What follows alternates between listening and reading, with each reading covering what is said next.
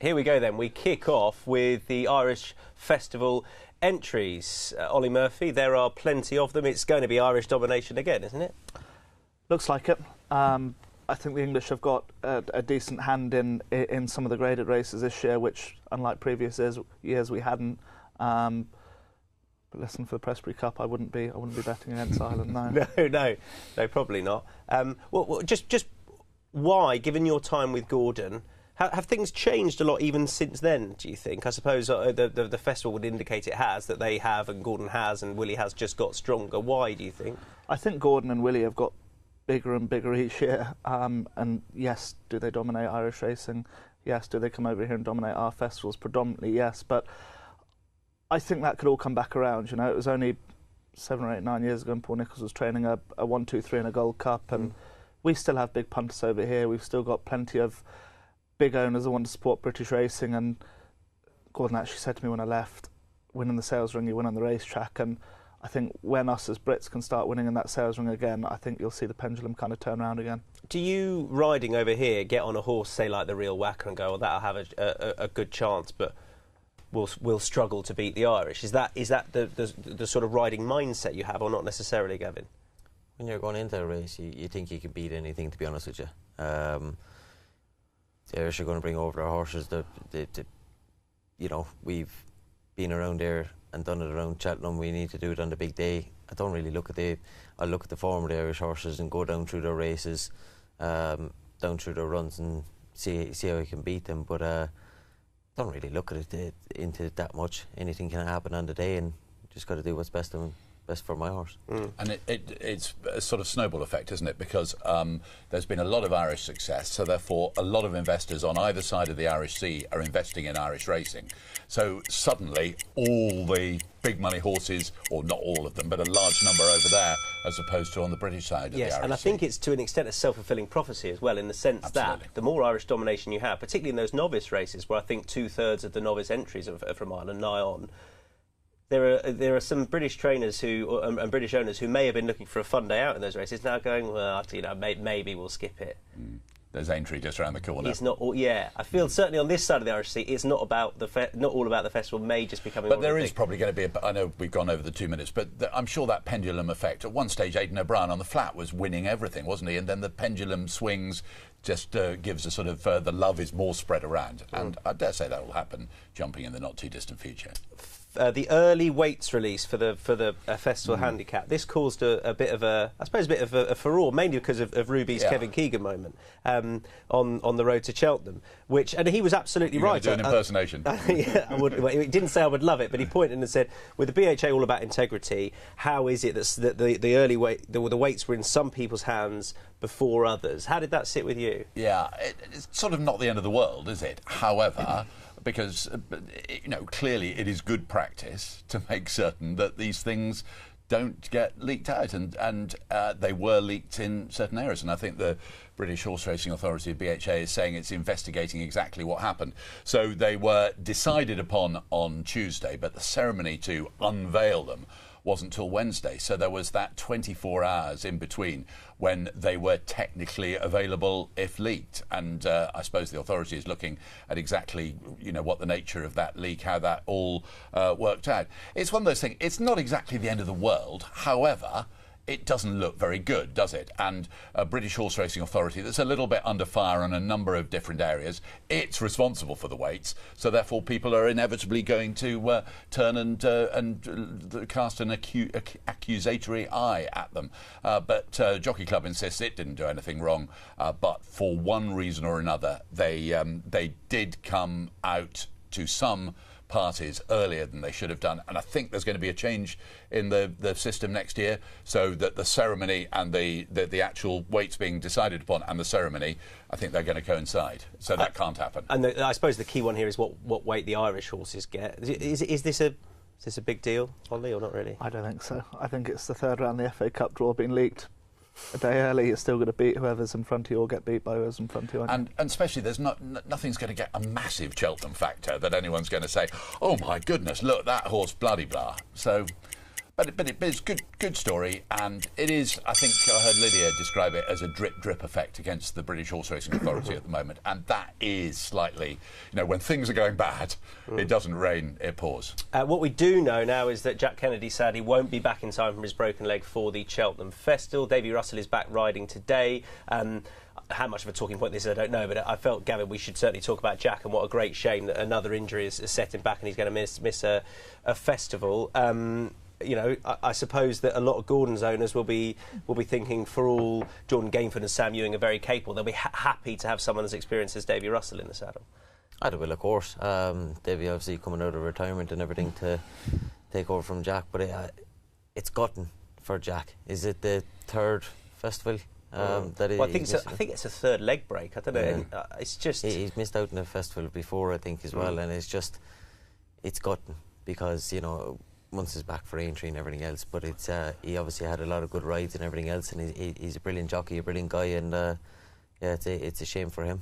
It's a massive shame, and you can add to his skills in the saddle, philosophical as well in life, can't you? Because I don't think I've certainly never heard him complain. And he was at Leopardstown the other day for the Dublin Racing Festival, sort of smiling and maybe through gritted teeth. But I think he has demonstrated himself to be a heck of a guy as well. Well, taking these hits. He's obviously a huge part of the team, Ollie, because I remember at Trials Day, he was over there, I think, for Delta Work.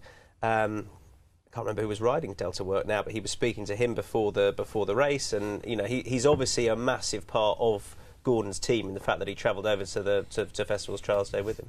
Yeah, most definitely. Listen, Gordon's always thought the world of him. I was actually in Gordon's when Jack had his first ride on the flat I remember it to the day, on a horse called Tagliatelle, and he's a phenomenal rider. He's done an awful lot in a short space of time, and he's still a young boy, and he's had a lot of injuries, but hopefully they're all behind him now, and he's hopefully going to be around for plenty of years to come. Yeah, but Davy Russell at the festival's great, isn't it? To have him, I know he'd retired, but to have this big, colourful, gigantic character really in jump racing these days, to have him as part of it is a real plus for the festival as well. It would be brilliant to see Davy ride a Cheltenham Festival, wouldn't it? And if he was to retire again at some point this year, having done that before he retired, it'd be brilliant. Yeah, agree there. That would be. I'm not sure it was the biggest surprise, considering what a character he is, that he was only retired for 3 weeks, wasn't it? I don't know. I thought he was genuinely done. I remember speaking to him afterwards. But there have been so many lovely twists and turns in his story that I don't think one fell over in complete astonishment. He's back. Which is great. Absolutely brilliant. Right, this is our customary white paper mention. We don't know a huge amount more. We don't know that it'll be out in time for Easter, but it feels like we should just say we don't know anything else. Have we got to talk about this for 2 minutes? That's where we're called. What would you like to say about this? I just, clearly, as Julie Harrington was telling us earlier in the programme, there is lobbying. She says it's important to educate ministers. You slightly hope they've got officials to educate ministers as well. However, clearly the British Horse Racing Authority is a pressure group and does need to lobby, and that's an ongoing process. I just hope that everybody that in a way, a white paper about the Gambling Act and about the effect on horse racing sounds like a little tiny thing, but this is very, very big for racing. There are some really important parts to this thing, so I'm not trivialising it for a second, and no one's trivialising it.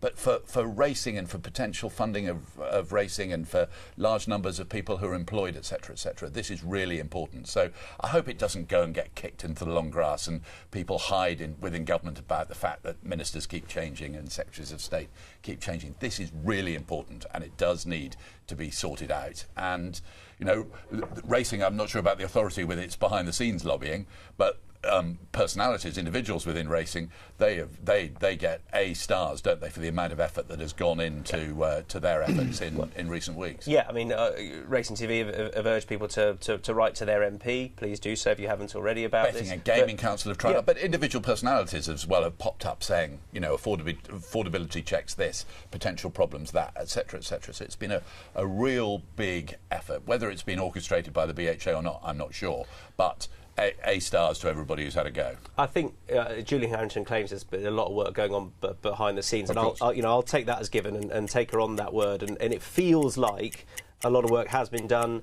High-profile betting figures going into number 10 and speaking to the people in the know. So I just hope this bears fruit, and that when we see the white paper, we aren't all sort of mopping our brows saying this is the end.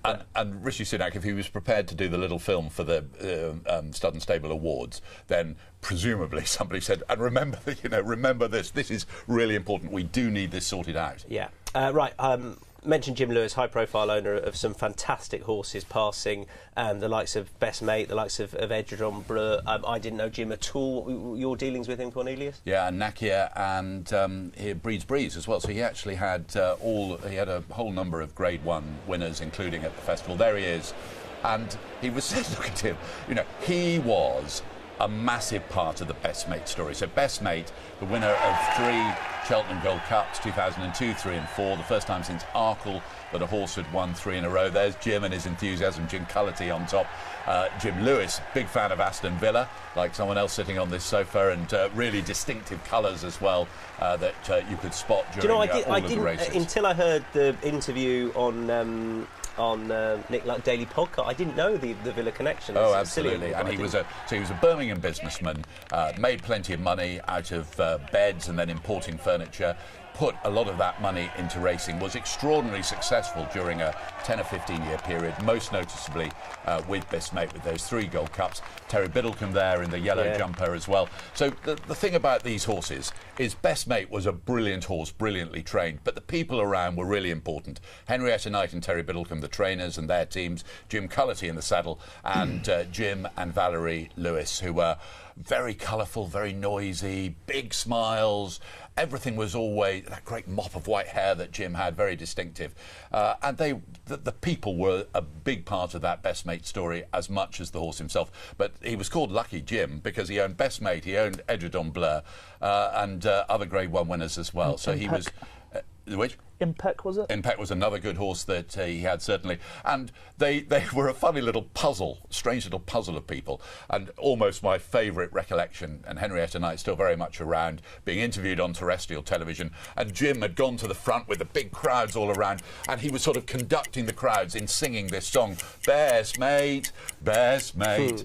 And it just went on like this, Best Mate, Best Mate. And Henrietta looked over at them from the TV interview and said, oh, not that bloody song again.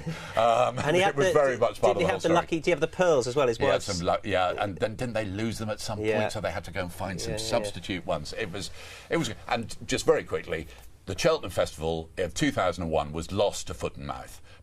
So there was no festival in 2001. It needed something big racing needed something big to lead the sport out of that gloomy year of 2001. And along came a 3-time Gold Cup winner, and he was everybody's best mate. Got any Villa colours?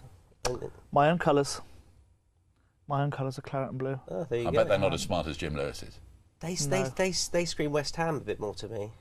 Well, you're like David Cameron. There's only one claret and blue team in the Premiership, I'm afraid. Who do you support, Gav? Man United. Okay, that's all right. That's all allowed. How did Villa get on Even though yesterday? I tell Chips Keswick is Arsenal.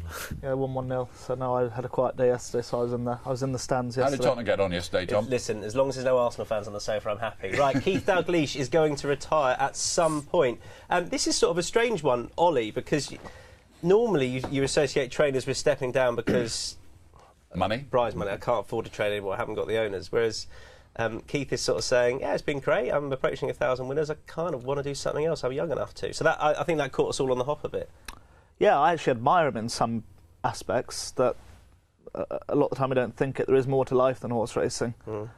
And he's been extremely successful both on the flat and over jumps, and was a very, very good jockey back in the day. Also a lot of winners for Mark Johnson. So, yeah, I admire him. He obviously come out in the press and said there's a lot of things he wants to do, and he may well come back to the sport at some point. And I imagine if he does, he'll be very well supported again, because he's a very, very good trainer. He also looks like an absolute rock star at the moment. He does, yeah. He pulls it off well. He really does. I didn't recognise him. I hadn't seen him for a couple of years. Who's that? I thought he was a celeb. I actually said to someone the other day that he was a very, very good flat jock, and they were like, absolutely no way. He was. But he was, yeah. The twists and turns of that story are striking as well. I think he gave up when he was 21. He'd ridden a Group 1 winner for Mark Johnston, Giovanna's Pace, won an important race. I think he rode a couple of 200 or 300 winners as a jockey. Then he sort of he slightly lost to the sport for a time, but then reappeared as a record-breaking trainer based in Scotland, south of Scotland. 952 winners so far. He's indicated there's a chance that when he hits 1,000, that will be time. So his numbers are 711 on the flat, 153 jumping, and those are some numbers for someone who hasn't been training for all that long. He loves cycling now, so I think he's going to be doing a lot of cycling. I think he talked about having some agriculture at his stable, so he'll be doing a bit of that as well. But he's not 40 till later this month. And yeah, I'm rather with Ollie. Good on him. Did you ever ride for him? Yeah, I had one ride from him, yeah. Okay. Win? No. Right. He mustn't have been that great, and I mean, he didn't have a second one. Exactly, that was that. Well, good luck to Keith anyway in whatever he does next, and when he does stop training for however long that may be. Just also noteworthy on commissioning that she has been retired due to an injury. The key thing here was that she was Antipode's favourite, was she not? Or vying for it, I think, with Dermot Weld's filly, having won the fillies mile, first Group 1 for Rab Havlin. I'm not sure what the injury she sustained is, but she wasn't in the entries for the 1,000 guineas. It's on a hind leg, the injury. Daughter of Kingman.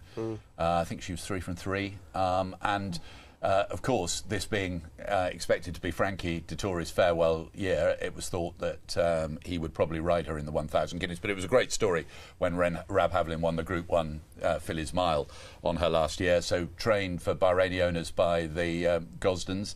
And it's actually a really interesting stat that John and team won't want to be, and Thady won't want to be reminded of, but they've only won a Newmarket Guineas once, which is, I think, probably on the list of astonishing statistics. That's pretty high. You think of Kingman for a start, who managed to get beaten by the Kieran Fallon horse, his name's run out my Night of Thunder. And who else? Last year, the filly that looked as though you can tell it's near Cheltenham. Can't remember the name of any flat horses. But yeah, she. So do you know the name of the favourite for the 1,000 guineas now? Yes, she's not Tahira. Yeah. Stop. Oh, it is Tahira. Yeah. There we go. Yeah. And Meditate and Statuette are right up there in the betting. But, she was very much expected to be part of a Frankie Dettori narrative during 2023, but he'll have other opportunities. And she's going to be, she's got a terrific pedigree. She's going to be a terrific broodmare in the future. But just sometimes these things don't quite go right, do they? Yeah, absolutely. I think that's a John and Thady will probably win a Guinness this year with something else. Yeah, now we've said that it never works absolutely. out. Yeah, we'll see. All right, that was it for this week's Talking Points. Watch live racing now on racingtv.com.